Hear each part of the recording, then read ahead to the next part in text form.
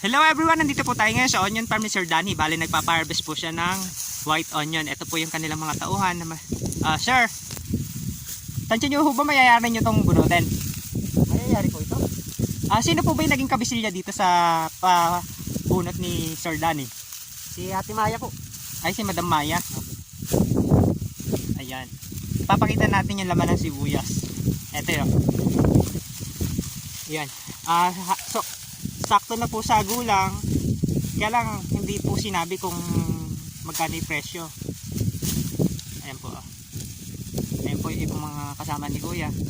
Kuya, pwede mo nang i-shoutout yung Level Up. Shoutout po sa mga taga-Mamaklay. Kay Ate Maya, shoutout. Magpasahod ka na. Ay, hindi pa ho ba nagpapasahod? Hindi pa po eh. 3 weeks na. Patugal naman. Dapat binigay niya na agad yung upa. Paano kung halimbawa mayroong batang maliit na ano? O baka naman naibigay na. Overbali po kami eh. Eh kaya naman pala. Mga tagapak, lumusong na po kayo. Kaganda po ng ating dadamuhan na. Gugupitin. Dadamahan nga muna bago natin nalihin. Yun lang. Medyo ano nga po kasi medyo May konti pong sibuyas na maraming damo. makapal yun. Ayan, napakikita natin. Yan po yung sibuyasan.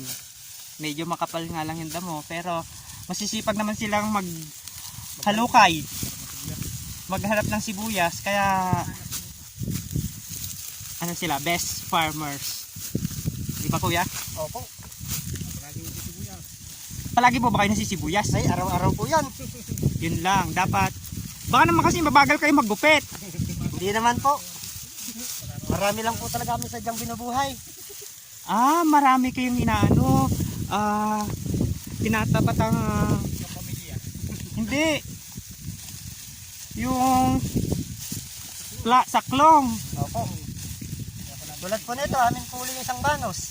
Kaya-kaya nyo bang gupiti isang banos? Sisiw lang po ito. Simula ng alauna.